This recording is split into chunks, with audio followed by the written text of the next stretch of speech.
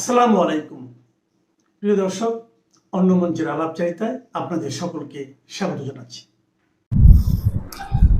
সদ্য বিদায়ী অন্তর্বর্তীকালীন সরকারের প্রধান উপদেষ্টা এবং বাংলাদেশের অন্যতম অপশাসনের জনক এবং বাংলাদেশের রাজনীতি, বাংলাদেশের অর্থনীতি, বাংলাদেশের সামাজিকতা সবকিছু ধ্বংসের কটু কারিগর ডক্টর মোহাম্মদ ইউনূস ফ্রান্সে গেছেন।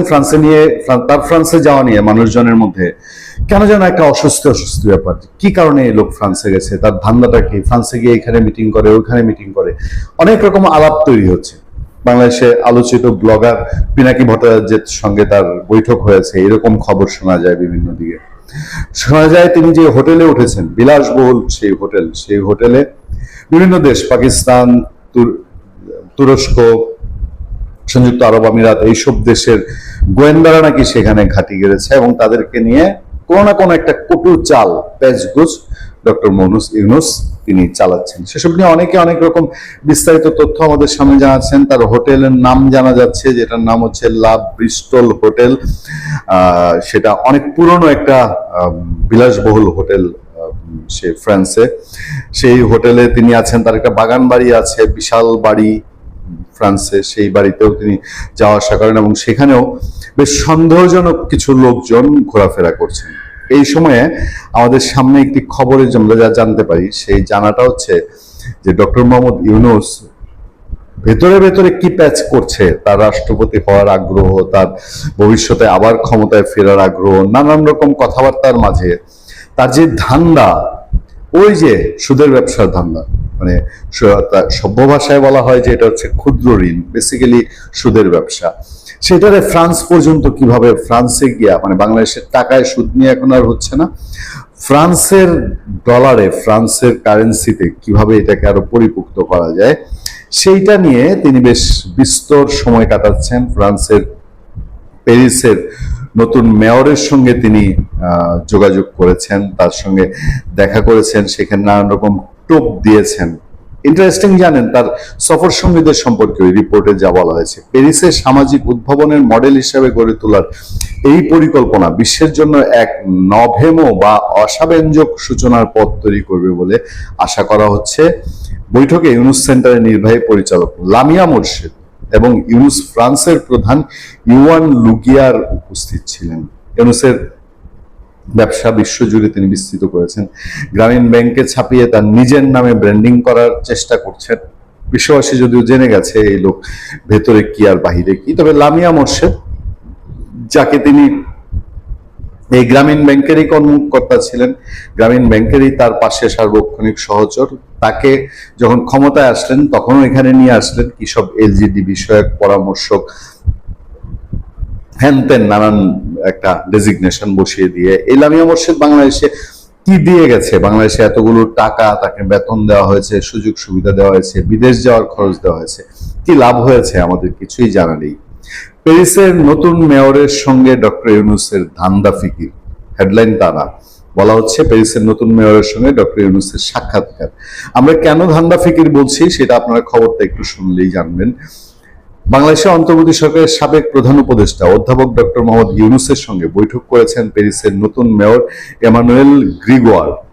বৈঠকে প্যারিসকে সামাজিক ব্যবসার কেন্দ্রবিন্দুতে পরিণত করতে, বাংলাদেশের ধান্দা ফিকির শেষ এবং প্যারিসকে সামাজিক ব্যবসা কেন্দ্রবিন্দুতে পরিণত করতে সোশ্যাল বিজনেস ডে বা সামাজিক ব্যবসা দিবসকে বার্ষিক উৎসব হিসেবে উদযাপনের পরিকল্পনা গ্রহণের কথা জানিয়েছেন এমানুয়েল। শুক্রবার অনুষ্ঠিত এই বৈঠকে অধ্যাপক ইউনূসের 3-0 শূন্য নেট কার্বন নিঃসরণ, শূন্য সম্পদ কুক্ষিগতকরণ ও শূন্য বেকারত্ব লক্ষ্য অর্জনে তরুণ প্রজন্মের ভূমিকা এবং বিশ্বব্যাপী চলমান 7030 ক্লাবের কার্যক্রম নিয়ে বিস্তারিত আলোচনা হয়। এই যে বাংলাদেশে 1.5 বছর শাসন করে গেছে, তার এই শূন্য কি 30 থিওরি বাংলাদেশে কোনো বাস্তবায়নের কোনো উদ্যোগ সে নিয়েছে? এই প্রশ্ন আমাদের না, এই প্রশ্ন টিআইবির নির্বাহী পরিচালক ইফতেখারুজ্জামান তুলেছিলেন। অধ্যাপক ইউনূস ধনকুবেরদের মানে বড়লোকদের দাতব্য তহবিলের পরিবর্তে, দান খয়রাতের দরকার নাই, দান খয়রাতের পরিবর্তে দীর্ঘস্থায়ী সামাজিক পরিবর্তনের লক্ষ্যে সোশ্যাল বিজনেস ফান্ড মানে সুদের ব্যবসায় এই সম্পদ বিনিয়োগের একটি নতুন ও কার্যকর মডেল প্রস্তাব করেন, যা সম্পদ কুক্ষিগতকরণের প্রবণতা রোধে সহায়ক হবে। ধনী মানুষজন দান খয়রাত করবে না, দাতব্য প্রতিষ্ঠানে দিবে না, তার এই ইন্টারেস্টিং সোশ্যাল বিজনেস ফান্ড, সুদের ব্যবসার ফান্ডে টাকা দিবে।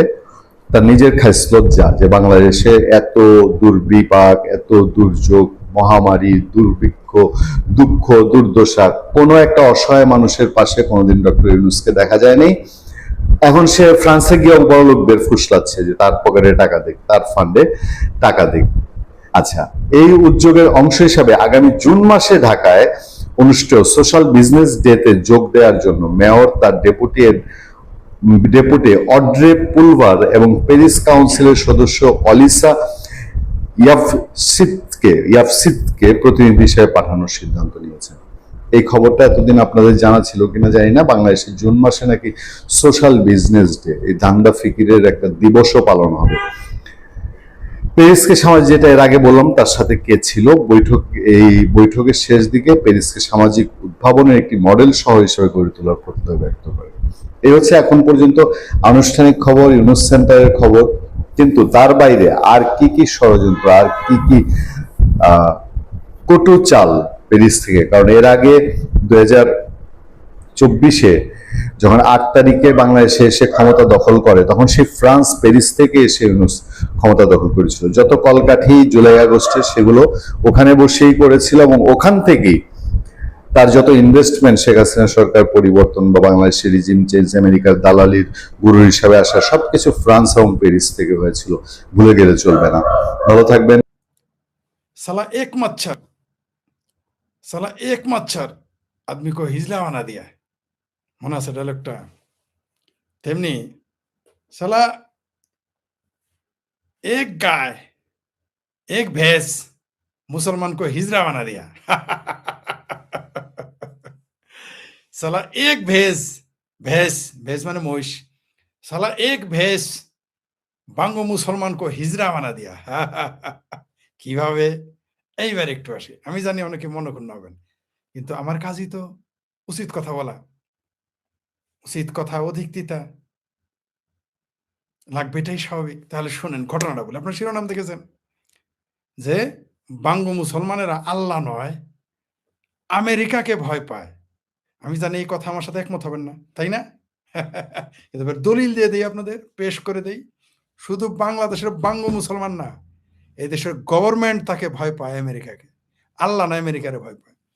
শুধু এই দেশের মুসলেকা গভর্নমেন্ট নয়, এই তারেক রহমানের মুসলেকা গভর্নমেন্ট নয়, এই যে মুসলেকা সরকারের মুসলেকা সরকারি বিরোধী দল, কারণ সারা পৃথিবীতেই বিরোধী দল থাকে, কিন্তু বাংলাদেশে, পৃথিবীতে বাংলাদেশে একমাত্র দেশ যেখানে সরকারি বিরোধী দল থাকে, সেটা হচ্ছে জামাত ইসলাম। সেই সরকারি বিরোধী দল আমেরিকার ডরে।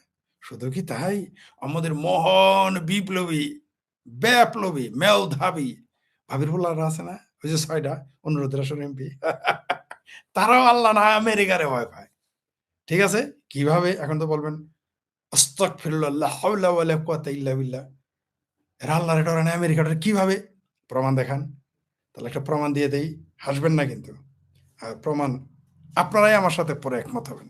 তাহলে শুনেন, আপনাদের মনে আছে একটা মহিষের নাম ট্রাম্প রাখা হয়েছিল, ডোনাল্ড ট্রাম্প, নিশ্চয়ই মনে আছে। কোরবানির আগে আপনারা জানেন সেটা একজন কিনেও নিয়েছে, সেটা চলেও গিয়েছে কোরবানি দেওয়ার জন্য।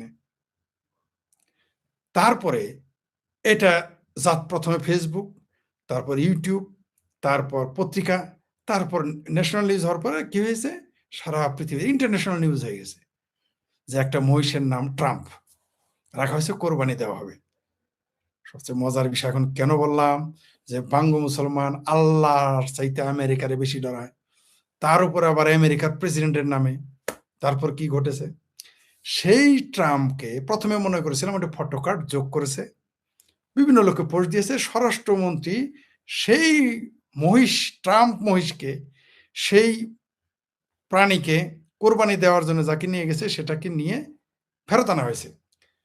যে বিক্রি করেছে তাকে সমপরিমাণ টাকা দিয়ে সেই মহিষের টাকা দিয়ে মহিষটা ফেরত আনা হয়েছে। তারপরে কোথায় আনা হয়েছে, এখানেই শেষ না। তারপর সেটার জায়গা হয়েছে চিড়িয়াখানায়। ওইখানেই শুধু ঘটনা শেষ না। তারপর কি ঘটেছে? সেই মহিষটার নাম লিখতে ভুল করেছিল। ডোনাল্ড ট্রাম্পের জায়গায় লিখেছিল ডোনাল্ড ট্রাম্প। ট্রাম্প নাকি ট্রাম্প লিখেছে, ট্রাম্প লেখেনি। তার জন্য কি হয়েছে? প্রথমে শুনেছি তার চাকরি চলে গেছে, পরে শুনলাম তাকে ট্রান্সফার করা হয়েছে। প্রেসিডেন্ট ডোনাল্ড ট্রাম্পের নামের বানান ভুল করার কারণে তার চাকরি চলে যায়। বঙ্গবন্ধু শেখ মুজিবের নাম বানান ভুল করে কোনো চাকরি যায় নাই। জিয়া নাম ভুল করার কোনোদিন চাকরি গেছে বলে আমরা শুনি নাই। কোরআনের আয়াত ভুল হইলেও ভুল লেখার কারণে কারো চাকরি গেছে বলে শুনি নাই। শুনেছেন আপনারা? কোনোদিন শুনেন নাই। কিন্তু ডোনাল্ড ট্রাম্প বানান তো আবার বাংলাতে লিখতে ভুল করার কারণে তার চাকরি চলে গেছে, অথবা তাকে ট্রান্সফার করা হয়েছে। দুই খবরই আমার কাছে এসেছে। কেউ বলেছে চাকরি চলে গেছে, কেউ বলেছে তার ট্রান্সফার করা হয়েছে। কি কারণে? শুধু একটা মহিষের নাম ডোনাল্ড ট্রাম্প। তাহলে এখন বুঝেন, বুঝতে পারছেন ঘটনা কোথায় গেল? আমেরিকাকে কিরকম ভয় পায়, আমেরিকার কিরকম ডরায়, কিরকম তরাসি হয়েছে যে ডোনাল্ড ট্রাম্প নাম রাখার কারণে সেটাকে আর কোরবানি দিতে দেয় নাই। খোদ স্বরাষ্ট্রমন্ত্রী হস্তক্ষেপ করেছে। কিন্তু এখানে 32 নম্বর বাড়ি ভাঙা হয়, জয় বাংলা স্লোগান দিলে দাঁত থাকে না, শেখ হাসিনার নাম নিলে তারা পিটিয়ে মারা হয়। শুধুমাত্র ডোনাল্ড ট্রাম্প নামের একটা মহিষ নাম রাখার কারণে তাকে কোরবানি দেওয়া যাবে না।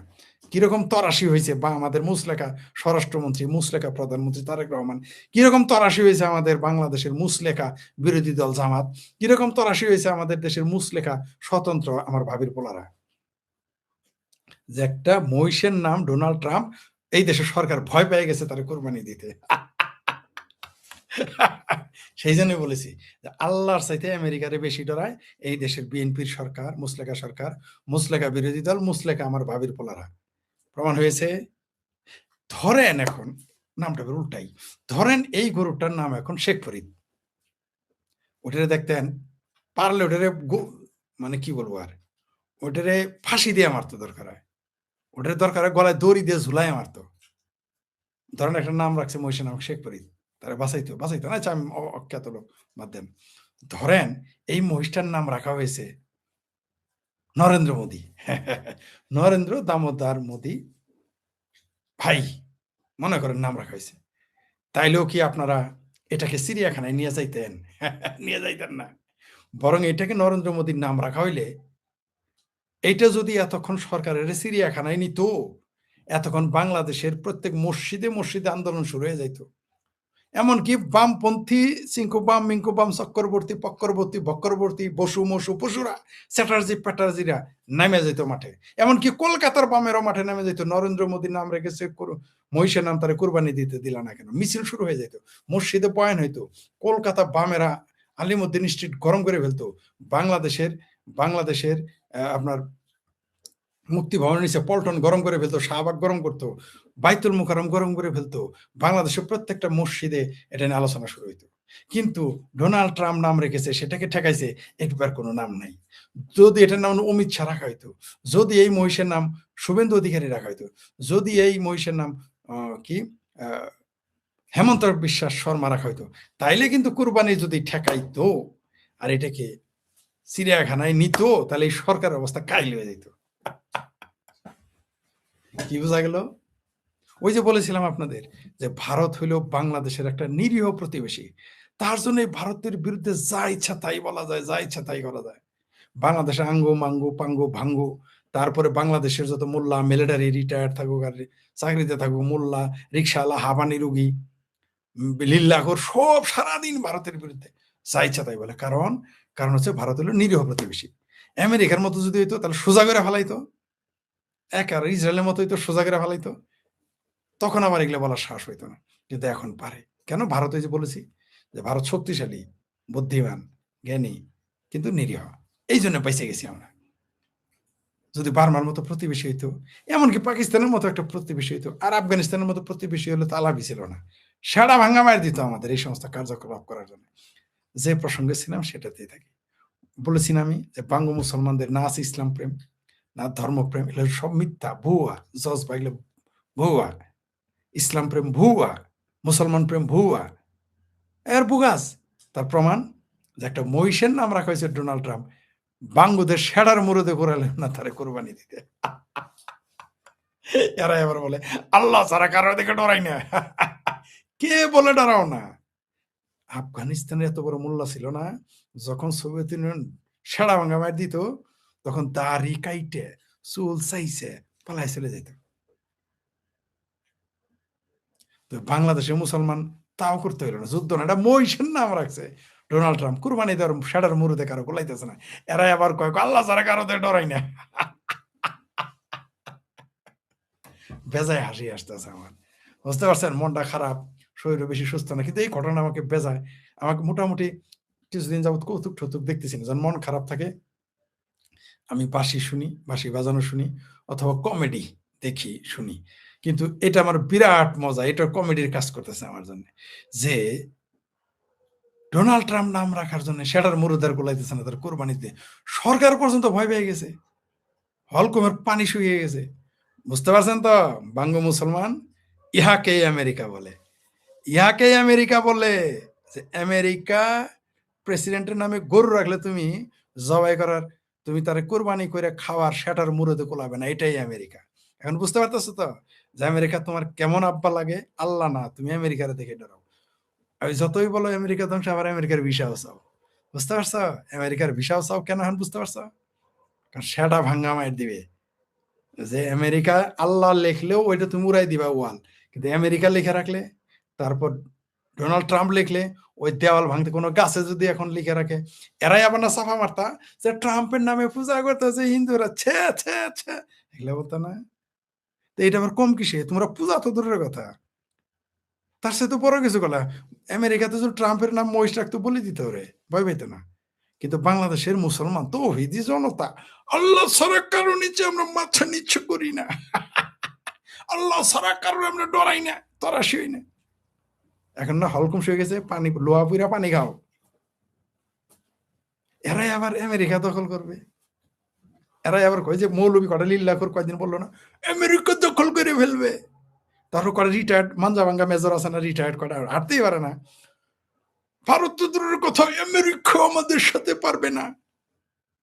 বলো নাই আমেরিকা তোমাদের সাথে পারবে না, তোমাদের লক্ষ লক্ষ তোমাদের মুজাহিদ আছে।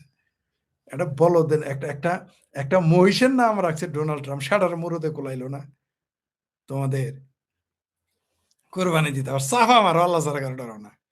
এটাই হলো, এরা হইলো মুসলমান, হইলো শক্তের ভক্ত নরমের জম, এই মোল্লারা হইলো শক্তের ভক্ত নরমের জম। আমেরিকা তোমার দুলাভাই লাগে? ডোনাল্ড ট্রাম্প তোমার কি খালু শ্বশুর লাগে? সেটার মুরুদে তো কোলাইলো না। কিন্তু বললামই তো, এটা যদি খালি নরেন্দ্র মোদীর নাম রাখা হইতো, এই গরুর নাম যদি শেখ ফরিদ রাখা হইতো, তাহলে দেখতেন ওরে বাবা মজাই আলাদাই বসতো, আর মজা পাওয়া যাইতো। নরেন্দ্র মোদী না রাখলে না, গলা না ঠ্যাঙ্গের মধ্যে কোরবানি দেওয়া শুরু করতো, কাইটা জিন্দা পিস পিস করতো। অমিত শাহ রাখলে পিস পিস করতো। তারপরে শুভেন্দু অধিকারী, হেমন্ত শর্মা এগুলো নাম রাখলে আগুনের দরকার হয়, এদেরকে আগুনের দরকার কাবাব বানাইতো জিন্দা।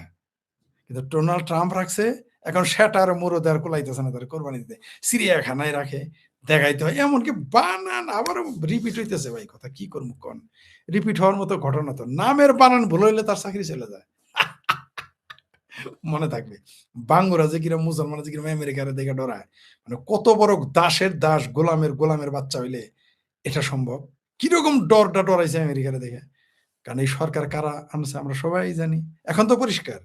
ওই চুক্তি করছে ওইটা আনলাম না, এর নাম দেখেই তো বুঝতে পারলেন, নাম দেখেই বুঝতে পারছেন না যে মহিষের নাম রাখছে ডোনাল্ড ট্রাম্প, সেটার মুরুদে কারো কোলাইতেছে না সেই গরু কোরবানি দিতে, সেই মহিষ কোরবানি দিতে।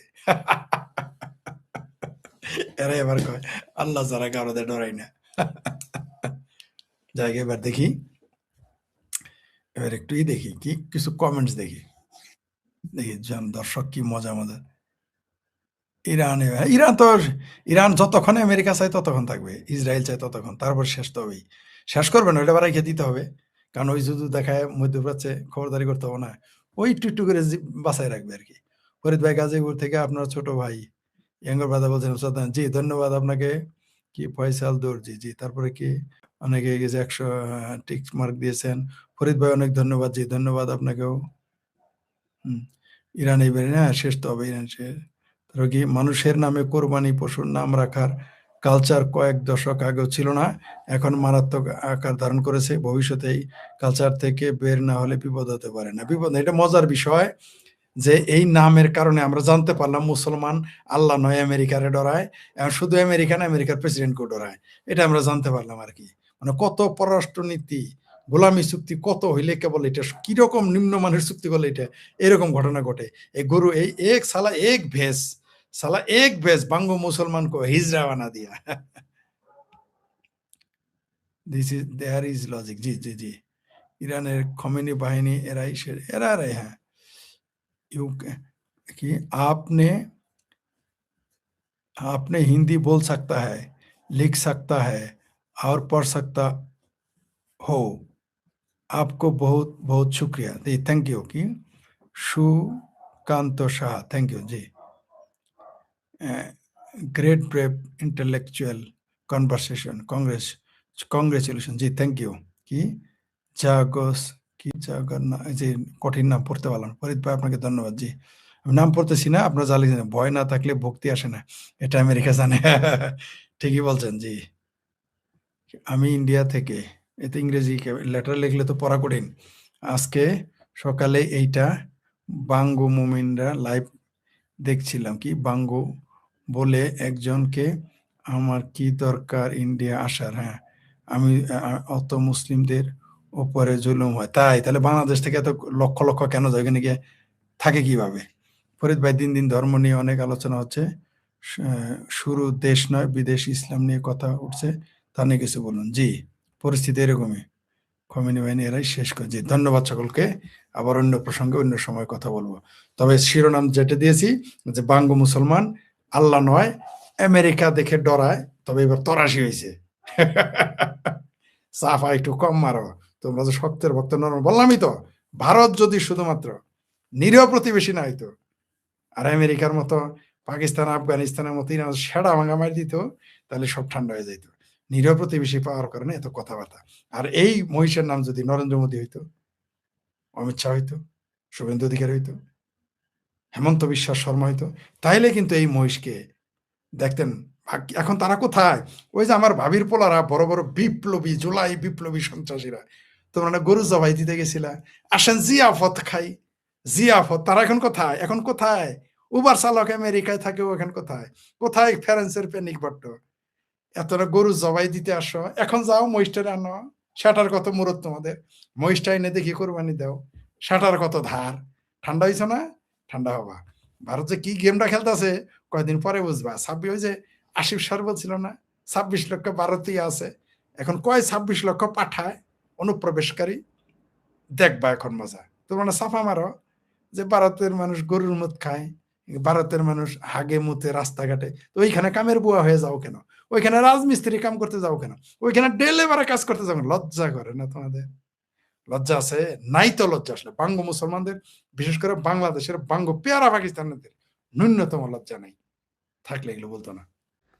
আপনারা কদিন থেকেই দেখছেন বাংলাদেশে যে ইন্টারিম গভর্নমেন্ট ছিল, অর্থাৎ ডক্টর ইউনূসের নেতৃত্বে যে জঙ্গি বাহিনীর প্রতিষ্ঠার জন্য যে সরকার বাংলাদেশে স্থাপিত হয়েছিল, সেই সরকার যখন নতুন নির্বাচিত সরকার তারেক জিয়া সরকার আসলো, তারা সবাই চলে গেলেন। এখন চলে যাওয়ার পরে মন্ত্রী পরিষদের একে একে সদস্যরা বলতে শুরু করেছেন যে আমেরিকার সাথে ডক্টর ইউনূস যে চুক্তিটি করেছেন, ট্রেড এগ্রিমেন্ট নামে, বাণিজ্য চুক্তি নামে যেই চুক্তিটি করেছেন, প্রথমে ব্রিগেডিয়ার সাকাত সাহেব বললেন, আমি এই সম্পর্কে কোনো কিছুই জানি না।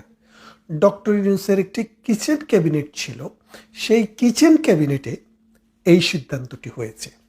সুতরাং আমি কিচেন ক্যাবিনেটের অংশ ছিলাম না, অর্থাৎ সাকাওয়াত সাহেবকে তারা সেই অনুষ্ঠানে সেই কিচেন ক্যাবিনেটের অন্তর্ভুক্ত করেনি বলে তিনি জানতেন না। তার না জানার কারণ থাকতে পারে, এটি হচ্ছে বাণিজ্য মন্ত্রণালয়ের একটি প্রপোজাল। সুতরাং উনি বাণিজ্য মন্ত্রণালয়ের দায়িত্বে ছিলেন না, না চাইলে, অর্থাৎ প্রধান উপদেষ্টা চাইলে তার সাথে আলোচনা নাও করতে পারেন। এক। দ্বিতীয়, ডক্টর আসিফ নজরুল প্রকাশ্যে এসে প্রেসকে বলেছে এবং তার ফেসবুকেও বলেছে যে এই যে আমেরিকার সাথে যে চুক্তিটি হচ্ছে, এই চুক্তিটি সম্পর্কে আমার সাথে কোনো আলোচনা হয়নি এবং তিনি এ সম্পর্কে কোনো কিছু জানেন না। 2 নম্বর। 3 নম্বর, পররাষ্ট্র মন্ত্রণালয়ের দায়িত্বে ছিলেন তৌহিদ হোসেন। একসময় তিনি জানু আমলা ছিলেন। আমলা থাকার পরে তিনি পররাষ্ট্র মন্ত্রণালয়ে দীর্ঘদিন কাজ করার পর এবং তিনি দেশের বাইরে গিয়েও দায়িত্ব পালন করে এসেছেন। এসে এই সরকারের পররাষ্ট্র বিষয়ক উপদেষ্টা হয়েছেন। তিনিও বললেন যে এই চুক্তি করার সময় আমার সাথে কোনো আলাপ আলোচনা হয়নি, কোনো যোগাযোগ হয়নি এবং যেই কিচেন ক্যাবিনেটে সিদ্ধান্ত নেওয়া হয়েছে সেই কিচেন ক্যাবিনেটে তিনিও ছিলেন না। 4 নম্বরে আসেন যে আমাদের দেশে যে অ্যানার্কিস্ট মানে বন্ড বিপ্লবী ফরহাদ মাজারের বিনা কাবিনের স্ত্রী ফরিদা আক্তার, তিনি বললেন যে আমি কিচেন ক্যাবিনেটে ছিলাম না এবং আমার সাথেও আমেরিকার যে চুক্তি, এই চুক্তি নিয়ে কোনো সলা পরামর্শ করা হয়নি। তবু আমি এই চুক্তির কৃষি সম্পর্কিত যে অংশটি আছে সেই বিষয়টি নিয়ে প্রতিবাদ করেছি। খেয়াল করে দেখেন, 4 জন মন্ত্রী কিন্তু অলরেডি তাদের ভার্ডিক্ট, তাদের যে অবস্থান সেটি ক্লিয়ার করেছেন। এখন কে সত্য কে মিথ্যা আপনি কিভাবে বুঝবেন? খেয়াল করে দেখেন, বাংলাদেশ যখন কোনো একটি রাষ্ট্রের সাথে, বিদেশি কোনো রাষ্ট্রের সাথে কোনো চুক্তি করে, তাহলে ওই চুক্তিটির প্রপোজাল সাধারণত যেই ডিপার্টমেন্ট সম্পর্কিত চুক্তি সেই ডিপার্টমেন্টের থেকেই প্রথমে আসে। যেমন যদি পররাষ্ট্র বিষয়ক কোনো ডিপ্লোম্যাটিক কোনো চুক্তি হয় তাহলে পররাষ্ট্র মন্ত্রণালয় থেকে আসে। যদি প্রতিরক্ষা বিষয়ক কোনো চুক্তি হয় সেটা প্রতিরক্ষা মন্ত্রণালয় থেকে প্রথমে শুরু হয়। যদি জ্বালানি বিষয়ক কোনো চুক্তি হয় সেটা জ্বালানি মন্ত্রণালয় থেকে আসে। এমনি করে যতগুলো মন্ত্রণালয় আছে এবং তার সচিব আছে, তার মন্ত্রী আছে বা প্রতিমন্ত্রী আছে, সেই মন্ত্রণালয় থেকে প্রথমে সেই প্রস্তাবটি উত্থাপন করা হয়। কোথায় উত্থাপন করা হয়? ক্যাবিনেটে। ক্যাবিনেট যখন নীতিগতভাবে সিদ্ধান্ত নেয়, সেই সিদ্ধান্ত নেওয়ার পর যে এটার পক্ষে পজিটিভ কোনো সিদ্ধান্ত নেওয়া হয়, তখনই বলটা রান করতে শুরু করে। খেয়াল করে দেখেন, আমাদের এখানে আমরা যে চুক্তিটির সাথে, যে গোলামি চুক্তিটির সাথে আমেরিকার সাথে হয়েছে বলে আমরা বলছি ট্রেড এগ্রিমেন্ট, এই ট্রেড এগ্রিমেন্টটি বাণিজ্য মন্ত্রণালয় সম্পর্কিত। তাই প্রথমত এই চুক্তিটি বাণিজ্য মন্ত্রণালয়ের যিনি দায়িত্বপ্রাপ্ত তিনি ক্যাবিনেটে নিয়ে এসেছেন। নিয়ে আসার পর এটি কনসেপচুয়ালি অনুমোদিত হলো। অনুমোদিত হওয়ার পর বাণিজ্য মন্ত্রণালয়ে, অর্থাৎ আন্তদেশীয় কোনো চুক্তি যখন হয় একটি রাষ্ট্রের সাথে আরেকটি রাষ্ট্রের, সেটি বাণিজ্য বিষয়ক হোক, প্রতিরক্ষা বিষয়ক হোক, জ্বালানি বিষয়ক হোক, আদম পাচার বিষয়ক হোক, মাদক নিয়ন্ত্রণ বিষয় হোক, যেই কোনো বিষয়েই হোক, প্রথমত যদি এটা আন্তর্জাতিক কোনো চুক্তি হয় তাহলে সেখানে পররাষ্ট্র মন্ত্রণালয়ের কাছে সেটা পাঠানো হয়। পররাষ্ট্র মন্ত্রণালয় সেটা পর্যালোচনা করে একটা অভিমত দেয়। অর্থাৎ এই অভিমতটা নেওয়া হয় এই কারণে যে যেহেতু দুইটা দেশের সম্পর্ক এখানে জড়িত, সেই ক্ষেত্রে আন্তর্জাতিক আরও যে কন্ট্রিবিউটাররা আছে তাদের কোনো স্বার্থের বিরুদ্ধে কিছু যাচ্ছে কিনা, আমাদের আরও অন্যান্য আন্তর্জাতিক যেসব চুক্তি রয়েছে সেই সব চুক্তির সাথে ডিপ্লোম্যাটিক রিলেশনশিপে কোনো রকমের পাটল তৈরি হবে কিনা, এই বিষয়গুলো পররাষ্ট্র মন্ত্রণালয় স্ক্রুটিনি করে। স্ক্রুটিনি করে পররাষ্ট্রমন্ত্রী এবং পররাষ্ট্র মন্ত্রণালয়ের যে সচিব অথবা অতিরিক্ত সচিব, তাদেরকে দিয়ে সেটা সিগনেচার করে আবার পাঠানো হয় বাণিজ্য মন্ত্রণালয়, অর্থাৎ যে মন্ত্রণালয়ে সেটা ইনিশিয়েট করেছে তাদের কাছে। তো এখন তৌহিদ হোসেন সাহেব বলছেন যে আমাকে এই বিষয়ে কোনো কিছু জানানো হয় নাই, আমি কোনো স্বাক্ষরও করি নাই। যে ক্যাবিনেট এটা অ্যাপ্রুভ করেছে ডক্টর ইউনূসের কিচেন ক্যাবিনেট, সেই ক্যাবিনেটের আমি মেম্বারও ছিলাম না। তাহলে খেয়াল করে দেখেন, আমাদের যে দেশে বাংলাদেশ নামক এই দেশে একটা রুলস অফ বিজনেস রয়েছে, অর্থাৎ একটা মন্ত্রী পরিষদে কোনো বিল আসলে অথবা সচিবালয়ে কোনো বিল গেলে অথবা আন্তর্জাতিক কোনো চুক্তি করতে গেলে অথবা কোনো একটি আন্তর্জাতিক দরপত্র আহ্বান করতে গেলে কি রুলস অফ বিজনেস ফলো করতে হবে সেটা কিন্তু সেখানে বলা আছে। সেই রুলস অফ বিজনেস যদি মান্য করা না হয়, সেই রুলস অফ বিজনেস যদি ফলো করা না হয়, তাহলে যেই কোনো সময়ে কোনো ব্যক্তির আবেদনে সুপ্রিম কোর্ট সেই চুক্তিকে বাতিল ঘোষণা করতে পারে। খেয়াল করে দেখেন, তাহলে আমরা কি বিশ্বাস করব তৌহিদ হোসেন সাহেব আসলেই জানতেন না? তিনি আসলে কিচেন ক্যাবিনেটের অংশ ছিলেন না, সেই জন্য জানতেন না? আমরা কি বিশ্বাস করব যে পররাষ্ট্র মন্ত্রণালয়ে এই বিলটি পাঠানো হয় নাই, যে আন্তর্জাতিক এরকম একটা চুক্তি করতে গেলে যে ডিপ্লোম্যাটিক রিলেশনশিপে কোনো সমস্যা হবে কিনা?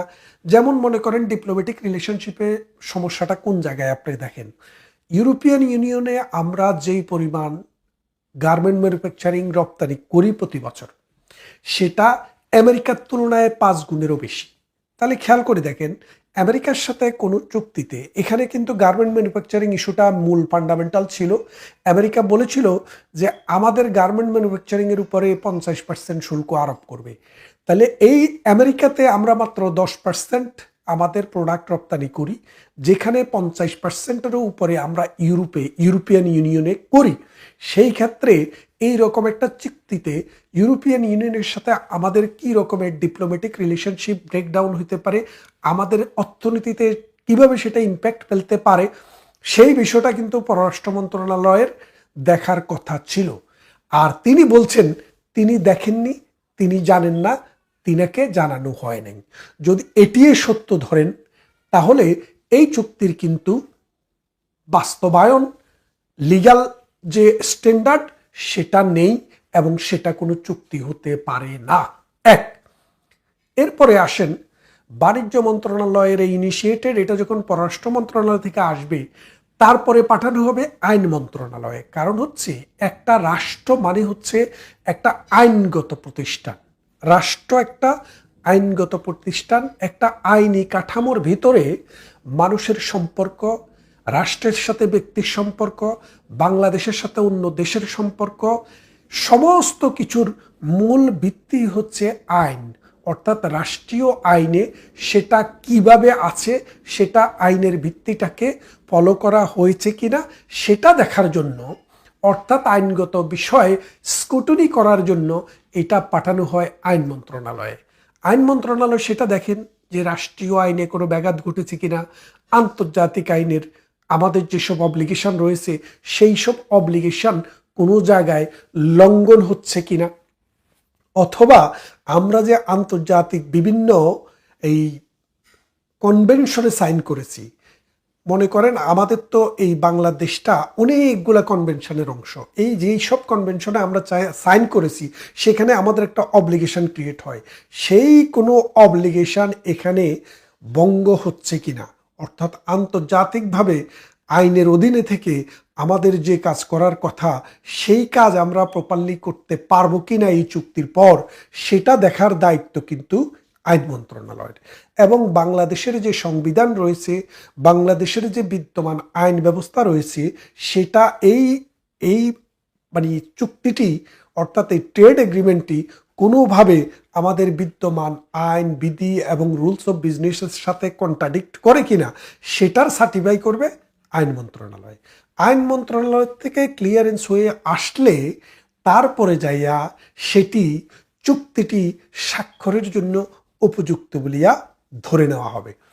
তাহলে খেয়াল করে দেখেন, ইনিশিয়েট করার কথা বাণিজ্য মন্ত্রণালয়, তারপরে ক্যাবিনেট ডিভিশন, সেখান থেকে পররাষ্ট্র মন্ত্রণালয়, পররাষ্ট্র মন্ত্রণালয় থেকে ক্লিয়ারেন্স আসার পরে তারপরে আইন মন্ত্রণালয়, আইন মন্ত্রণালয় থেকে ক্লিয়ারেন্স আসার পরে সেটি চুক্তি হওয়ার যোগ্য বলিয়া বিবেচিত হয়। এখন দেখেন পররাষ্ট্র মন্ত্রণালয়ের কথা তো বললাম, এই যে আইন মন্ত্রণালয়ে আসিফ সার, এই আসিফ সার যিনি মিথ্যার উপরে বসবাস করেন, তার কথা বিশ্বাস করা খুবই দুরূহ ব্যাপার।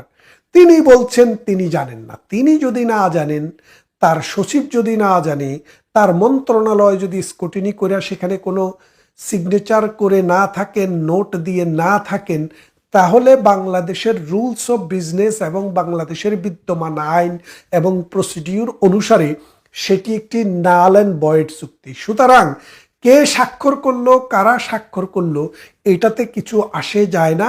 এটি কোনো বৈধ কোনো চুক্তি হিসেবে গণ্য হবে না। এরপরে আসেন, যদি এই প্রসিডিউরগুলো, এই সিস্টেমগুলো ফলো না করে ডক্টর ইউনূস এককভাবে তার কিচেন ক্যাবিনেটে কে কে, একজন হচ্ছে ওই সুন্দরী, ওই যে রাজাকারের কন্যা সুন্দরী, যিনি পরিবেশ ও বন মন্ত্রণালয়ের দায়িত্বে ছিলেন, সেই সুন্দরী নারী আদিলুর রহমান শুভ্র, ডক্টর আসিফ নজরুল, ফয়জুল, ডক্টর ইউনূস, আর একজন হলেন, তিনি হলেন এই আসিফ মাহমুদ সজীব ভুঁইয়া। এরা ছিলেন মূলত কিচেন ক্যাবিনেট।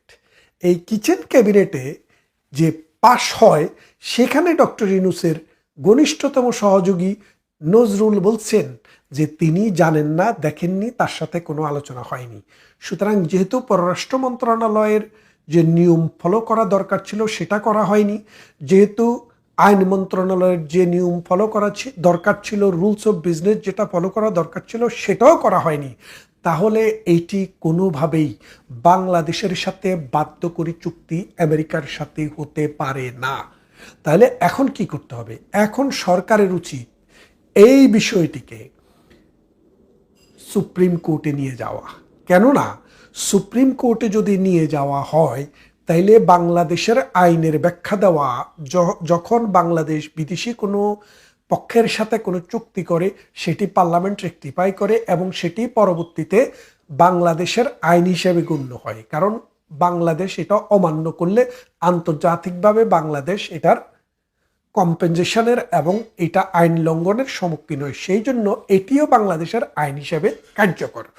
এই কার্যকর ব্যবস্থায় যদি পরীক্ষা করতে হয়, তাইলে এখন সুপ্রিম কোর্টের কাছে, অর্থাৎ হাইকোর্ট ডিভিশনে একটি রিটের মাধ্যমে নিয়ে যাওয়া উচিত। অন্য কেউ নিলে হবে না, শুধু সরকার দলীয় লোকেরা নিলে হবে। কেন হবে? কারণ বর্তমানে বাংলাদেশে যে বিচার বিভাগ পৃথিবীর ইতিহাসে সবচাইতে দুর্বলতম, সবচাইতে পরাধীন যে বিচার ব্যবস্থা বাংলাদেশে, সেটা এখন বিদ্যমান। কারণ একজন প্রধান বিচারপতি শুধু তার জাজমেন্ট দেওয়ার কারণে, যেটা তার রাইট, যেটা কনস্টিটিউশন তাকে পাওয়ার দিয়েছে সেই অনুসারে দেওয়ার কারণে 2 বছরেরও বেশি সময় ধরে মিথ্যা মামলায় জেলখানায় পড়ে আছে। ম্যাজিস্ট্রেটের কাছে গিয়ে একজন চিফ জাস্টিসকে দাঁড়াতে হচ্ছে মিথ্যা মামলায়, খুনের মামলায়। সেই দেশে আইন যে কাজ করছে না, বিচার যে কাজ করছে না, এটা বোঝার জন্য মহাপণ্ডিত হওয়ার দরকার নেই। তাই এখন যদি সরকার শুধু চায় তাহলে হবে। আর সরকার কি চাইবে? না, চাইবে না। কেন চাইবে না? ডক্টর ইউনূসের স্যালারা বলেছেন যে এই চুক্তি করার আগে তারেক রহমানের সাথে কনসেন্ট নেওয়া হয়েছে, শফিকুর রহমান জামাতের প্রধান, তার কাছ থেকেও কনসেন্ট নেওয়া হয়েছে। তার মানে তাদেরকে কোন ধরনের কি প্রেশার দিয়ে নেওয়া হয়েছে? তারা সবাই একই গোয়ালের গরু।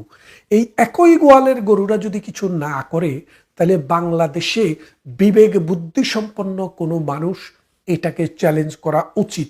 এবং সুপ্রিম কোর্টকে যদি স্বাধীনভাবে কাজ করতে দেওয়া হয়, তাহলে এই চুক্তিটি নাল অ্যান্ড ভয়েড হিসেবে সুপ্রিম কোর্ট বাতিল ঘোষণা করবে। আসুন আমরা এই বিষয়টিকে আদালতের শরণাপন্ন করি। কারণ এই চুক্তির মাধ্যমে বাংলাদেশকে একটা পরাধীন রাষ্ট্র করা হয়েছে। বাংলাদেশের আন্তর্জাতিক যে স্ট্যান্ডার্ড, সেটা দুর্বল করে দেওয়া হয়েছে এবং আমাদের অর্থনীতিকে, আমাদের রাষ্ট্রের ভৌগোলিক কাঠামোকে আস্তে আস্তে দখল করে ধ্বংস করার দিকে আগাচ্ছে। আমরা যদি এখনই সোচ্চার না হই, আমরা যদি এর প্রতিবাদ যদি এখনই না করতে পারি, এখনই যদি এটার বিধান করা না যায়, তাহলে বাংলাদেশের ভবিষ্যৎ পলাশিরাম কানুন যেভাবে 190 বছরের জন্য শেষ করে দিয়েছিল, আগামী 20 বছরের জন্য সেটাও সেই একই পরিণতি বয়ে আনবো বলে আমি মনে করি। এবার জাতিসংঘের কাছে 24শে জুলাই আন্দোলনে সংস্থাটির ভাষ্য অনুযায়ী মারা যাওয়া 1400 জনের পূর্ণাঙ্গ তালিকা ও নিহতদের পূর্ণাঙ্গ পরিচয় চাওয়া হয়েছে। গত 28 মে জুলাই হত্যাকাণ্ড নিয়ে জাতিসংঘের তৈরি করা তদন্ত প্রতিবেদনকে অত্যন্ত ভুল ও বাস্তবতা বিবর্জিত বলে মন্তব্য করে চিঠি দিয়েছিলেন বাংলাদেশের সাবেক প্রধানমন্ত্রী শেখ হাসিনার ব্রিটিশ আইনি কৌশলী। তার 2 দিনের মধ্যে কানাডা ভিত্তিক একটি মানবাধিকার সংস্থা জাতিসংঘ মানবাধিকার বিষয়ক হাই কমিশনার ভলকার তুর্কের কাছে ওই 1400 জনের নাম ঠিকানা চেয়ে আরেকটি চিঠি দিল। আওয়ামী লীগের একাধিক সূত্রে নিশ্চিত হওয়া গেছে আরো বেশ কয়েকটি আন্তর্জাতিক প্রতিষ্ঠান ও সংস্থার সামনে ভলকার তুর্কের টিমের তৈরি করা প্রতিবেদনের বস্তুনিষ্ঠতা নিয়ে প্রশ্ন তুলে বিষয়টি তদন্তের জন্য চিঠি দিবে। বাংলাদেশের কার্যক্রম নিশ্চিত থাকা দল আওয়ামী লীগের বেশ কয়েকজন নেতা দাবি করেছেন 24শে জুলাই হত্যাকাণ্ড নিয়ে জাতিসংঘের তদন্ত প্রতিবেদন এবং জাতিসংঘ মানবাধিকার বিষয়ক হাই কমিশনার ভলকার তুর্কের বিরুদ্ধে আন্তর্জাতিক অঙ্গনে কোমর বেঁধে নামার প্রস্তুতি নিয়েছে দলটি। সংশ্লিষ্ট সূত্রগুলো বলছে আওয়ামী লীগ জাতিসংঘের এই প্রতিবেদনটির ভুল তথ্যের বিরুদ্ধে আন্তর্জাতিক অঙ্গনে বড় ধরনের শোডাউনের প্রস্তুতি নিয়েছে। গত প্রায় 1 বছর ধরে 5টি ধাপে তারা এই প্রক্রিয়ায় কাজ করছে, যার অংশ হিসেবে ভলকার তুর্কের কাছে চিঠি দিয়েছে। এর পরের ধাপে জাতিসংঘের কয়েকজন বিশেষ দূতকে চিঠি দিবে দলটি। তারপর বিশ্বের বেশ কয়েকটি শক্তিশালী দেশ ও সংস্থার কাছে এ নিয়ে লবিং করবে। আর চিঠির আনুষ্ঠানিক কোনো জবাব না পেলে পরের ধাপে ভলকার তুর্কের বিরুদ্ধে জাতিসংঘের সংশ্লিষ্ট দপ্তরের আনুষ্ঠানিক নালিশ জানানোর পরিকল্পনা আছে দলটির। এজন্য এরই মধ্যে তুর্কের বিরুদ্ধে আন্তর্জাতিক গণমাধ্যমে প্রকাশিত বিভিন্ন রিপোর্ট সহ নথিপত্র সংগ্রহ করেছে। আওয়ামী লীগের কয়েকজন নেতা দাবি করেছেন চলতি বছরের অক্টোবরে ভলকার তুর্কের মেয়াদ শেষ হবে। তার আগেই জাতিসংঘের তদন্ত প্রতিবেদন এবং ভলকার তুর্কের বিরুদ্ধে সুনির্দিষ্ট অভিযোগগুলো নিয়ে আন্তর্জাতিক অঙ্গনে সাড়া ফেলতে চায় দলটি। বাংলাদেশে 2024 সালের 1 জুলাই থেকে 15 আগস্টের মধ্যে সংঘটিত মানবাধিকার লঙ্ঘন ও নির্যাতনের কারণগুলোর ফ্যাক্ট ফাইন্ডিং তথা তথ্য অনুসন্ধান করে জাতিসংঘের মানবাধিকার বিষয়ক হাই কমিশন বা OHCHR এর দপ্তর। সংস্থাটি ওই বছরের 16 সেপ্টেম্বর বাংলাদেশে একটি দল পাঠিয়েছিল। সংস্থাটির এই কাজের টার্মস অ্যান্ড কন্ডিশন অনুযায়ী 2024 সালের শুরুর দিকে রিপোর্ট দেওয়ার কথা ছিল, কিন্তু 2024 সালের 22শে ডিসেম্বর দৈনিক সমকালে প্রকাশিত এক রিপোর্টে বলা হয় তখনকার অন্তর্বর্তী সরকারের কাছ থেকে তথ্য চেয়েও পায়নি জাতিসংঘের তদন্ত দল, ফলে সময় মতো রিপোর্ট দিতে পারেনি। শেষ পর্যন্ত 2025 সালের 12ই ফেব্রুয়ারি এ সংক্রান্ত রিপোর্টটি প্রকাশ করে OHCHR। রিপোর্টটি প্রকাশিত হওয়ার পর তখনকার অন্তর্বর্তী সরকারের লোকজন এটি নিয়ে বেশ প্রচারেও নেমেছিল। জাতিসংঘের প্রতিবেদনটিতে এটিকে ফৌজদারি অপরাধ প্রমাণে আদালতে ব্যবহার না করার সুপারিশ আছে। তা সত্ত্বেও বাংলাদেশের আন্তর্জাতিক অপরাধ ট্রাইব্যুনাল বা ICT যে আদালতে শেখ হাসিনা ও তার সরকারের সাবেক স্বরাষ্ট্রমন্ত্রী আসাদুজ্জামান খান কামালের ফাঁসির দণ্ড দিয়েছিল, সে মামলাতেও জাতিসংঘের এই প্রতিবেদনকে প্রামাণিক দলিল হিসেবে উপস্থাপন করা হয়েছিল। ইতিমধ্যে গণমাধ্যমের খবরে প্রকাশিত হয়েছে জাতিসংঘের মানবাধিকার বিষয়ক হাই কমিশনার ভলকার তুর্কের কাছে চিঠি লিখেছে বাংলাদেশের সাবেক প্রধানমন্ত্রী ও আওয়ামী লীগের সভাপতি শেখ হাসিনার নিয়োগ দেওয়া আইনি পরামর্শ প্রতিষ্ঠান ডাউটি স্ট্রিট চেম্বার। বাংলাদেশে 2024 সালের জুলাই আন্দোলনে মানবাধিকার লঙ্ঘনের বিষয়ে জাতিসংঘের ফ্যাক্ট ফাইন্ডিং রিপোর্টের বিষয়ে উদ্বেগ জানিয়ে গত 28 মে এই চিঠি দেওয়া হয়। লন্ডনের ডাউটি স্ট্রিট চেম্বারের জ্যেষ্ঠ আইনজীবী স্টিফেন পালস কেসি চিঠিতে লেখেন, এখন এমন তথ্য প্রকাশ্যে এসেছে, এমনকি অন্তর্বর্তী সরকার নিজস্ব সরকারি নথিপত্রের ভিত্তিতেও শেখ হাসিনার সরকারকে সহিংসভাবে উৎখাত করার যৌক্তিকতার প্রতিষ্ঠার জন্য যে বিভ্রান্তিকর ও উস্কানিমূলক তথ্য ছড়ানো হয়েছিল তার আলোকে দেখা যাচ্ছে ওই সময় 1400 জন বিক্ষোভকারী নিহত হওয়ার বিষয়ে ফ্যাক্ট ফাইন্ডিং রিপোর্টের উপসংহার ছিল অত্যন্ত ভুল ও বাস্তবতা বিবর্জিত। এতে বলা হয় সরকারি গেজেটে এখন নিশ্চিত করা হয়েছে প্রকৃত সংখ্যা জাতিসংঘের প্রতিবেদনে উল্লেখিত সংখ্যার প্রায় অর্ধেক। আরও নিরপেক্ষ কিছু প্রতিবেদনে এই সংখ্যা আরও কম বলে উল্লেখ করা হয়েছে, যা বহুল প্রচারিত সংখ্যার তুলনায় সামান্য অংশ মাত্র। জাতিসংঘের প্রতিবেদনের উপসংহার সত্যের সঙ্গে এত ব্যাপকভাবে অসামঞ্জস্যপূর্ণ হওয়া অত্যন্ত উদ্বেগজনক।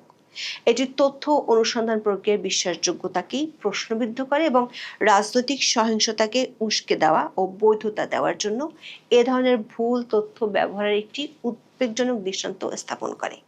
সেই কারণে আইনজীবী স্টিফেন পালস কেসি অনুরোধ করেছেন প্রকৃত তথ্য তুলে ধরার স্বার্থে ভলকার তুর্কের দপ্তর যেন একটি সংশোধনী এবং প্রকাশ্য প্রত্যাহার বিবৃতি জারি করে। এর 2 দিনের মধ্যে জুলাই অভ্যুত্থানে নিহত 1400 ব্যক্তির তালিকা চেয়ে জাতিসংঘের কাছে চিঠি দিয়েছেন কানাডা ভিত্তিক গ্লোবাল সেন্টার ফর ডেমোক্রেটিক গভর্নেন্সের প্রেসিডেন্ট মোহাম্মদ হাবিবে মিল্লাত। শনিবার 30 মে জাতিসংঘের মানবাধিকার বিষয়ক হাই কমিশনার ভলকার তুর্কের কাছে ওই চিঠি পাঠান তিনি। আওয়ামী লীগের আন্তর্জাতিক কার্যক্রমের দায়িত্বে থাকা হাবিবে মিল্লাতের চিঠিটি সুইজারল্যান্ডের জেনেভায় প্যালেস দে নাসিওতে অবস্থিত জাতিসংঘের মানবাধিকার বিষয়ক হাই কমিশনারের দপ্তরে পাঠানো হয়। চিঠিতে বলা হয়, global centre for Democratic governance বর্তমানে 2024 সালে বাংলাদেশের রাজনৈতিক পরিবর্তন ও সংশ্লিষ্ট ঘটনাগুলোর সঙ্গে সম্পর্কিত নিহত ব্যক্তিদের একটি যাচাইযোগ্য তালিকা সংকলন ও প্রকাশের জন্য বিস্তৃত নথিভিত্তিক গবেষণার উদ্যোগ নিয়েছে। চিঠিতে বলা হয়, এই সংখ্যার পদ্ধতি, উৎস ও গঠন নিয়ে আগেও জাতিসংঘের মানবাধিকার বিষয়ক হাই কমিশনের দপ্তরের কাছে প্রশ্ন তোলা হয়েছে।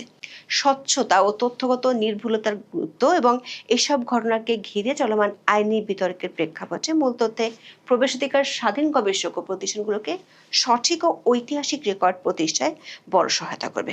জাতিসংঘের মানবাধিকার বিষয়ক হাই কমিশনার দপ্তরকে চিঠিতে 2টি অনুরোধ বিবেচনার আহ্বান জানানো হয়। প্রথম অনুরোধে বলা হয়, প্রায় 1400 জন নিহতের উল্লেখিত সংখ্যার মধ্যে অন্তর্ভুক্ত ব্যক্তিদের বিস্তারিত তালিকা, প্রকাশযোগ্য পরিচিতিমূলক তথ্য এবং মৃত্যুর প্রাসঙ্গিক তারিখ জানানো। দ্বিতীয় অনুরোধটি হলো, সম্পূর্ণ তালিকাটি জাতিসংঘের মানবাধিকার বিষয়ক হাই কমিশনের দপ্তরের ওয়েবসাইট বা অন্য কোনো উপযুক্ত মাধ্যমে প্রকাশ করা, যেন গবেষক, নাগরিক সমাজের সংগঠন, সাংবাদিক এবং অন্য অংশীজন স্বাধীনভাবে নিজ উদ্যোগে এসব তথ্য পর্যালোচনা ও যাচাই করতে পারেন। তথ্যের সহজ প্রাপ্যতা, চলমান নথিভিত্তিক উদ্যোগের বিশ্বাসযোগ্যতা, স্বচ্ছতা ও প্রমাণগত দৃঢ়তা উল্লেখযোগ্যভাবে বাড়াবে বলে উল্লেখ করে চিঠিতে বলা হয়। এতে প্রকৃত ভুক্তভোগীদের যথাযথভাবে চিহ্নিত ও স্বীকৃতি দেওয়া নিশ্চিত হবে এবং একই সঙ্গে বস্তুনিষ্ঠ ও প্রমাণভিত্তিক জন আলোচনা সহজ হবে। দর্শক, এরই মধ্যে শেখ হাসিনা বেশ কয়েকটি গণমাধ্যমে ইমেল সাক্ষাৎকারে বলেছেন তিনি শিগগিরই বাংলাদেশে ফিরবেন এবং বিচারিক প্রক্রিয়ায় অংশ নেবেন। আওয়ামী লীগের একাধিক সিনিয়র নেতা দাবি করেছেন, জুলাই আন্দোলনের সংগঠিত হত্যাকাণ্ড নিয়ে শেখ হাসিনা ও আওয়ামী লীগের বিরুদ্ধে বিরোধী পক্ষ এক ধরনের মিথ্যা ন্যারেটিভ দাঁড় করিয়েছে বলে দলটি বিশ্বাস করে। আর এই ন্যারেটিভ প্রতিষ্ঠায় বড় ভূমিকা রেখেছে জাতিসংঘের প্রতিবেদনটি। শেখ হাসিনার দেশে ফেরার আনুষ্ঠানিক প্রক্রিয়া শুরুর আগেই এই ন্যারেটিভের পাল্টা জবাব দেওয়ার জন্য প্রস্তুতি নিচ্ছে দলটি। তারই অংশ হিসেবে ভলকার তুর্ককে 2 দফা চিঠি দেওয়া হয়েছে। সংশ্লিষ্ট একটি সূত্র দাবি করেছে, সামনে আরও কয়েকটি প্রতিষ্ঠানের তরফ থেকে আরও চিঠি পাঠানো হতে পারে। আওয়ামী লীগের কয়েকজন সিনিয়র নেতার কাছ থেকে জানা গেছে, জাতিসংঘের প্রতিবেদনটিতে মৃতের সংখ্যা এবং পদ্ধতিগত যথেষ্ট দুর্বলতা যে আছে সেটি সহজেই বোঝা যায়। কিন্তু বিষয়টি নিয়ে আন্তর্জাতিক অঙ্গনে মত তৈরির জন্য দলটি 5টি ধাপে কাজ করেছে। প্রথম ধাপে আইনি প্যানেল গঠনের মাধ্যমে OIOS এ আনুষ্ঠানিক স্বার্থের সংঘাতের নালিশ করার পরিবেশ তৈরি করা। আওয়ামী লীগের আন্তর্জাতিক উইং, প্রখ্যাত ব্রিটিশ ব্যারিস্টার স্টিফেন পাওয়েল কেসি এবং টাটিয়ানা ইটোয়েলের মতো বিশেষজ্ঞদের নিয়ে একটি হাই প্রোফাইল আন্তর্জাতিক আইনি দল 1 বছর আগে গঠন করেছে।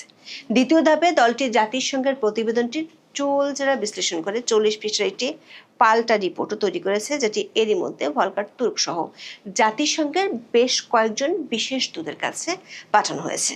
রিপোর্টটিতে 9টি পয়েন্টে জাতিসংঘের তদন্ত প্রতিবেদনের অসঙ্গতিগুলো তুলে ধরা হয়েছে। 9ম পয়েন্টে জাতিসংঘের প্রতিবেদনের 109টি প্যারায় কি কি ভুল ও কন্ট্রাডিক্টরি তথ্য আছে সেগুলো তুলে ধরা হয়েছে। এছাড়া জাতিসংঘ তাদের প্রতিবেদনে কি ধরনের তথ্য ও ঘটনা এড়িয়ে গেছে তার প্রমাণ হিসেবে ছবিসহ বেশ কয়েকটি কেসের কথা তুলে ধরেছে। আওয়ামী লীগের রিপোর্ট ও চিঠিগুলো জুলাই হত্যাকাণ্ডের মৃত্যুর সংখ্যা ও তথ্যের অসঙ্গতি, জাতিসংঘের তদন্ত দলের খুবই কম নমুনার মাধ্যমে দুর্বল তদন্ত, রাজনৈতিক একপেশে বয়ান ও পক্ষপাতদুষ্ট পটভূমি, খসড়া রিপোর্ট থেকে গুরুত্বপূর্ণ তথ্য রহস্যজনকভাবে বাদ দেয়া এবং প্রতিহিংসামূলক সহিংসতার দায় শুধু আওয়ামী লীগের উপর চাপানো অভিযোগগুলো তুলে ধরা হয়েছে। দর্শক, জাতিসংঘের প্রতিবেদনটিতে 24 আগস্ট থেকে 15 আগস্ট পর্যন্ত মানবাধিকার লঙ্ঘনের জন্য তখনকার অন্তর্বর্তী সরকারের সমর্থক দল ও গোষ্ঠীগুলোর উপর দোষ দেওয়া হয়েছিল। অন্যদিকে আওয়ামী লীগ জাতিসংঘের কাছে যে প্রতিবেদনটি জমা দিয়েছে সেটিতে 15 জুলাই থেকে 5 আগস্ট পর্যন্ত দলটির নেতাকর্মী এবং আইন শৃঙ্খলা বাহিনীর উপর নির্যাতনের বেশ কিছু বর্ণনা তুলে ধরা হয়েছে। আওয়ামী লীগের একাধিক সূত্র বলছে, নিয়ম অনুযায়ী ভলকার তুর্কের কাছে চিঠি পাঠানোর কাজ শেষ হবে খুব শিগগিরই। এরপর তারা ভলকার তুর্ক কি ব্যবস্থা নিচ্ছেন তার জন্য অপেক্ষা করবেন কিছুটা সময়। যদি উত্তর না মেলে তাহলে জাতিসংঘের স্পেশাল রিপোর্টারদের কাছে আর্জেন্ট অ্যাপিল করবেন। স্টিফেন পাওয়েলস্কেসি এরই মধ্যে শেখ হাসিনার পক্ষে জাতিসংঘের বিভিন্ন স্পেশাল রিপোর্টারদের কাছে জরুরি অ্যাপিল পাঠিয়েছেন, তবে সেটি ছিল বাংলাদেশের আইসিটি নিয়ে। এবার জাতিসংঘের তদন্ত প্রতিবেদনের বস্তুনিষ্ঠতা নিয়ে প্রশ্ন তুলে অ্যাপিল করবেন শেখ হাসিনার আইনজীবীরা। চতুর্থ ধাপে আন্তর্জাতিক ফৌজদারি আদালত বা আইসিসিতে আর্টিকেল 15 কমিউনিকেশনের অধীনে আবেদন করা হবে দলটির পক্ষ থেকে। দলটির নেতারা বলছেন, জাতিসংঘের এই প্রতিবেদনটি যেটি নিয়ে আওয়ামী লীগ প্রশ্ন তুলেছে সেটি বাংলাদেশের আইসিটিতে গৃহীত হয়েছিল এবং এর ভিত্তিতে শেখ হাসিনার বিরুদ্ধে ফাঁসির দণ্ড দেওয়া হয়েছে। একইভাবে আওয়ামী লীগের নেতাকর্মীদের বিরুদ্ধে সংগঠিত অপরাধের জন্য ডক্টর ইউনূস এবং অন্তর্বর্তীকালীন সরকারের উপদেষ্টাদের অভিযুক্ত করে একটি আবেদন পাঠাতে পারে ডাউটি স্ট্রিট চেম্বার। সবশেষ গুরুত্বপূর্ণ ধাপটি হলো কূটনৈতিক লবিং এর বৈশ্বিক অংশীদারদের যুক্ত করার মিশনে নামবে গত প্রায় 2 বছর ধরে বাংলাদেশের রাজনীতিতে কার্যক্রম নিষিদ্ধ থাকা দলটি। সংশ্লিষ্টদের দাবি, ভলকার তুর্কের কাছে পাঠানো চিঠি এবং আওয়ামী লীগের তৈরি করা রিপোর্ট সংযুক্ত করে এরই মধ্যে বিভিন্ন দেশের দূতাবাস ও সংস্থার কাছে চিঠি পাঠানো শুরু করেছে দলটি।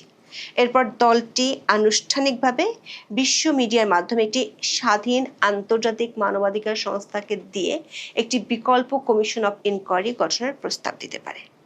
আওয়ামী লীগের একজন সিনিয়র নেতা বলেছেন, ভলকার তুর্কের মেয়াদ শেষ হবে চলতি বছরের অক্টোবরে। 2022 সালের 17 অক্টোবর দায়িত্ব নিয়েছিলেন তুর্ক।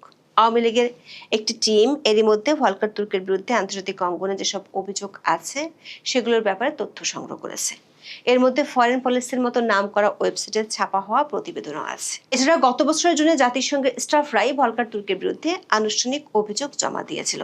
একটি সূত্র নিশ্চিত করেছে, জাতিসংঘের তদন্ত দল বাংলাদেশে কাজ শুরুর পর থেকে রিপোর্ট দেওয়া পর্যন্ত সময়ে ভলকার তুর্ক মোহাম্মদ ইউনূসের সাথে 3টি বৈঠক করেছেন। প্রথমটি নিউ ইয়র্কে, দ্বিতীয়টি ঢাকায় এবং সবশেষটি সুইজারল্যান্ডের দাভোসে। আওয়ামী লীগের একটি সূত্র বলছে, এই বৈঠকগুলো তদন্ত চলাকালীন কনফ্লিক্ট অফ ইন্টারেস্ট হিসেবে কাজ করেছে এমন নথিপত্র ও ভিডিও ফুটেজ সংগ্রহ করছে দলটি, যেগুলো ভলকার তুর্কের বিরুদ্ধে আনুষ্ঠানিক অভিযোগ দায়েরের জন্য কাজে লাগবে। আওয়ামী লীগের আইনজীবীরা office of internal oversight services বা OIOS এ এই অভিযোগ দায়ের করতে চায়। দর্শক, জাতিসংঘের নিজস্ব কর্মকর্তাদের পেশাগত অসদাচরণ, জালিয়াতি, তথ্যের বিকৃতি, স্বার্থের সংঘাত বা কনফ্লিক্ট অফ ইন্টারেস্ট এবং পদ্ধতিগত পক্ষপাতিত্ব তদন্তের জন্য সবচেয়ে শক্তিশালী সংস্থা হলো এই OIOS। প্রশ্ন হলো, গত 1 বছর ধরে আওয়ামী লীগ যে জাতিসংঘ প্রতিবেদনের বিরুদ্ধে কাজ করে যাচ্ছে এবং আন্তর্জাতিক মহলে এ নিয়ে সাড়া ফেলতে চাইছে, তাতে আসলে কি কোনো প্রভাব পড়বে? বিশেষ করে জাতিসংঘের তদন্ত প্রতিবেদন প্রত্যাহার বা সংশোধনের অতীত ইতিহাস কি আছে? বিশেষজ্ঞরা বলছেন, জাতিসংঘের আইনি দায়মুক্তি থাকলেও সংস্থাটির বিশ্বাসযোগ্যতা এবং নৈতিক কর্তৃত্ব ধরে রাখার জন্য তারা অনেক সময় নিজেদের অভ্যন্তরীণ তদন্তের মুখোমুখি হতে বাধ্য হয়। যদি শেখ হাসিনার আইনজীবী বা আওয়ামী লীগের পক্ষ থেকে OIOS বা অন্যান্য বিশ্বস্ত মাধ্যমে অকাট্য তথ্য প্রমাণ সরবরাহ করা যায় যে জাতিসংঘের রিপোর্টটিতে জালিয়াতি করা হয়েছে বা রাজনৈতিক উদ্দেশ্যে সত্য গোপন করা হয়েছে, তবে এর বেশ কিছু তাৎপর্যপূর্ণ পরিণতি হতে পারে, যেমনটা হয়েছিল 2009 সালে গোল্ডস্টোন রিপোর্টের ক্ষেত্রে, যেটি এখনো পর্যন্ত জাতিসংঘের মানবাধিকার পরিষদের ইতিহাসে সবচেয়ে বিতর্কিত এবং ব্যাপক আলোচিত রিপোর্টগুলোর মধ্যে একটি। যদিও জাতিসংঘের রাজনৈতিক জটিলতার কারণে পুরো রিপোর্টটি আনুষ্ঠানিকভাবে বাতিল করা হয়নি, কিন্তু ওই ঘটনার পর বিশ্ব দরবারে গোল্ডস্টোন রিপোর্টের আইনি ও নৈতিক গ্রহণযোগ্যতা চিরতরে শেষ হয়ে যায়। আবার রাজনৈতিক বোঝাপড়ার কারণে জাতিসংঘ যে এক পেশে রিপোর্ট দেয় সেটিরও প্রমাণ আছে ইতিহাসে।